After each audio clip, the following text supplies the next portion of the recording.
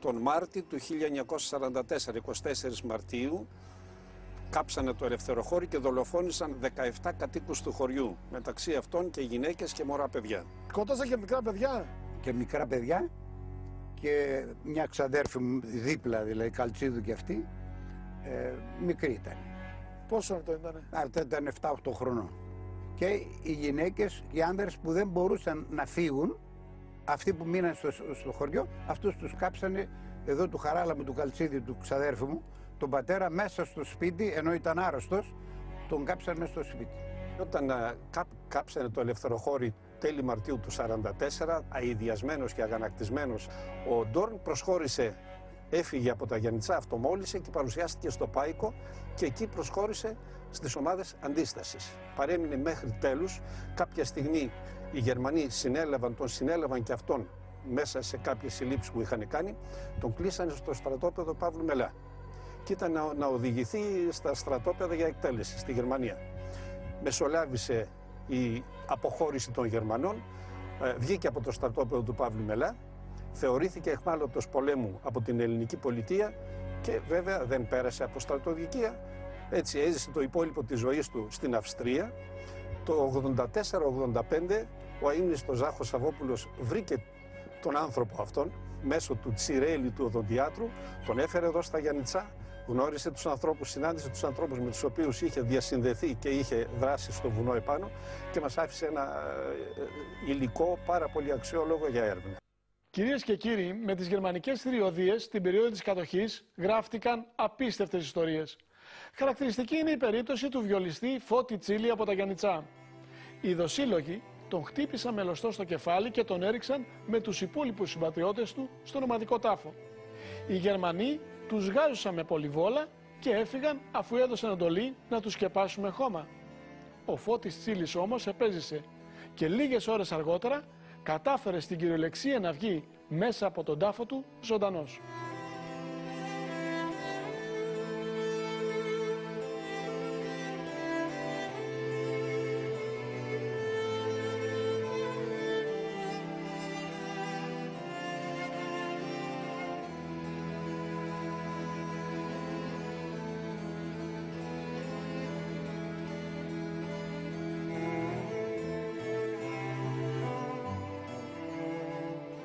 Ο χώρος εδώ που βλέπουμε μπροστά μας ήταν ο χώρος όπου ήταν ο αρχικός ομαδικός τάφος. Εδώ δηλαδή ακριβώς έγινε η σφαγή των 110 συντιμωτών μας. Εδώ τάφηκαν και εδώ υπήρχε σταυρός και περιφραγμένος χώρος. Κάθε χρόνο σε αυτό το μέρος γίνονταν οι επιμνημόσυνος δέης. Εγώ από παιδάκι 8 ετών συνεχώς ήμουνα στην επιμνημόσυνο δέηση γιατί με συγκινούσε ιδιαίτερα. Εκεί δε που ήμασταν γύρω από την περίφραξη, έβλεπα πάντοτε έναν τύπο Γιαννιτσότη, ο οποίος ήταν βιολιστής, ο Φώτης. Και αυτόν τον έβλεπα να κλαίει συνεχώς. Μετά έμαθα ότι την ιστορία του. Στα γεγονότα της 14ης Σεπτεμβρίου και αυτός χτυπήθηκε με ένα λωστό και έπεσε μέσα στον λάκκο μαζί με τους υπολείπους συνδημότες. Αυτός όμως δεν πέθανε. Εμείς ήμασταν από πάνω και βλέπαμε τώρα ήταν ζωντανοί, πεθαμένοι, τους πέραν, τους βάλαν στο λάκκο. Μετά πήγανε με τα αυτόματα από πάνω και τους πυροβολούσανε πάλι. Μετά τους σκεπάσανε. Ένας Φώτης Γρομάλης, αυτός γλίτωσε. Έφαε πολύ ξύλο με τα υποκόπανα, ζαλίστηκε, τον βάλαν στην άκρη.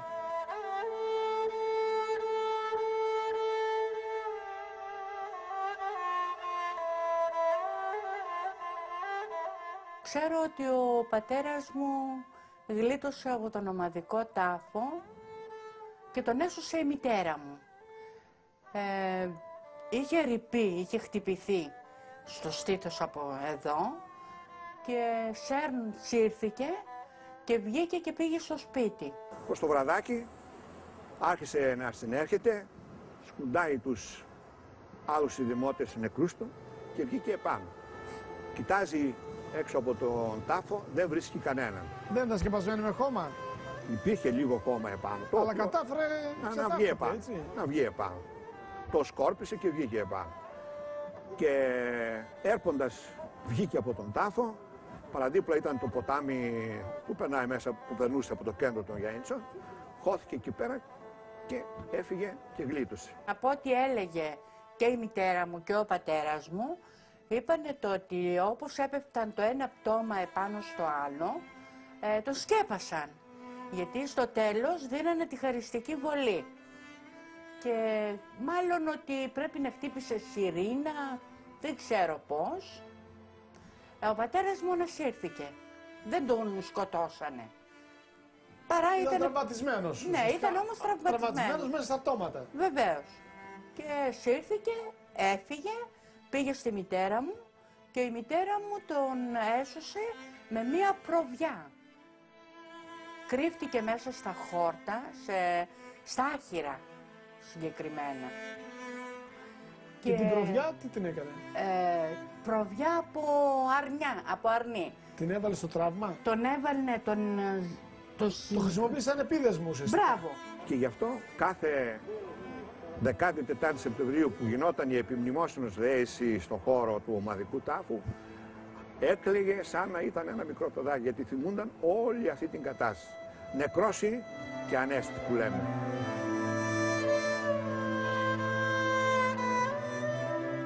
Ο Φώτης Τσίλης επέζησε ως εκθαύματος από τις θηριωδίες των Γερμανών και των συνεργατών τους.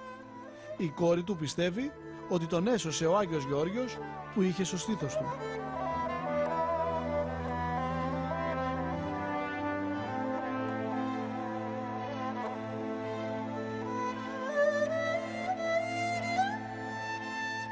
Ο πατέρας μου πέθανε μετά από 40 χρόνια.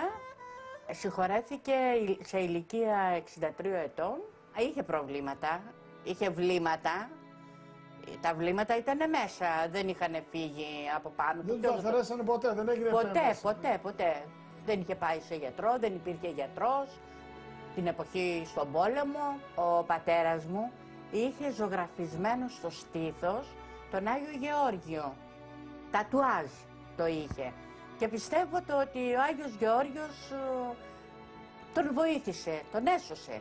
Για μας που ακούσαμε, εγώ τουλάχιστον, γιατί είμαι η τελευταία από όλα τα παιδιά, τα 7 παιδιά που είχε ο πατέρας μου, από ό,τι άκουγα, πιστεύω το ότι είχε μεγάλη, είχε θαύμα, ένα θαύμα. Ο άνθρωπος αυτός έζησε μέχρι πριν 10 χρόνια περίπου, σε μεγάλη ηλικία, και όλοι τον ξέραμε ότι αυτός είναι ο Φώτης, ο οποίος γλίτωσε μέσα από τον ομαδικό τάφο. Είχε σφασμένα πλευρά, γιατί είχε φάει πολύ ξύλο. Δεν αποζημιώθηκε ποτέ, η αλήθεια είναι αυτή. Τράβηξε πάρα πολλά. Όταν μιλούσε για τους Γερμανούς και τους συνεργάτες τους, πώς αισθανότανε? Αισθανότανε μίσος τους Γερμανούς, γιατί έφαγε πολύ ξύλο, υπέφερε υπερβολικά από ό,τι έλεγε. Αργότερα όμως, επειδή ο αδελφός μου, ο Βασίλης, παντρεύτηκε η Γερμανίδα, μια πάρα πολύ εξαίρετη κυρία, πραγματικά κυρία, με κάπα κεφαλαίο, άρχισε σιγά σιγά να συνειδητοποιεί ότι ο κόσμος έχει αλλάξει.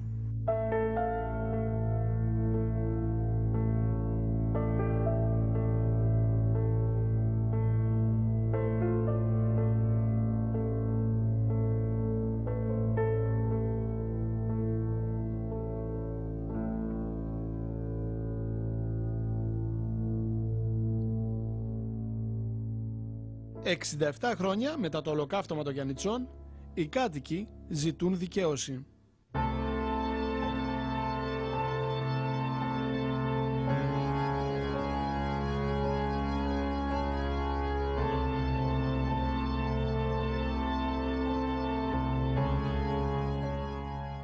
Είναι μια θλιβερή ιστορία που θα έπρεπε κάποια στιγμή να τη δουν πολύ σοβαρά η πολιτική μας και η πολιτεία μας, με αφορμή τώρα την προσφυγή του Διστόμου, να δικαιωθεί και το Δίστομο και τα Καλάβρητα και η Κατράνιτσα και τα Γιαννητσά, και όπου υπήρχαν τέτοιες ομαδικές σφαγές. Νομίζω κάποτε η Γερμανία πρέπει να αντιληφθεί το κακό που προκάλεσε και στο έμψυχο υλικό, αλλά και στην κατάρρευση της Ευρώπης εξαιτίας των θηριωδιών τους. περιμένουμε, λέτε, από τους Γερμανούς αποζημίωση. Εδώ η δική μας, ο Δήμος, μας κράτησε όλα τα οικόπεδα του ελευθεροχωρίου και δεν έδωσε σε κανέναν τίποτε από τα οικόπεδα. Τα κατέχει, δεν ξέρω για ποιο σκοπό τα Από έχει. τα οικόπεδα που κατήχατε εσείς δηλαδή δεσμεύτηκε και τα οικόπεδά σας. Όλα. Και πολλοί από τους ελευθεροχωρίτες δεν έχουν πάρει ούτε ένα μέτρο γης. Κατά την άποψή σας, αυτοί οι άνθρωποι όπως ο πατέρας σας δεν θα έπρεπε να είχαν αποζημιωθεί? Και βέβαια ναι. Γνωρίζω άτομα που δεν χτυπήθηκαν καν και ονομάζονται ανάπηροι πολέμου με συντάξεις, με περίπτερα και ο πατέρας μου δεν πήρε ούτε καν σύνταξη. Ούτε καν σύνταξη δεν πήρε ο πατέρας μου από αυτό όλο το σκηνικό που έχει γίνει. Και ενώ όλα τα Γιαννιτσά γνωρίζανε το ότι ήταν ο μοναδικός που γλίτωσε από τον ομαδικό τάφο.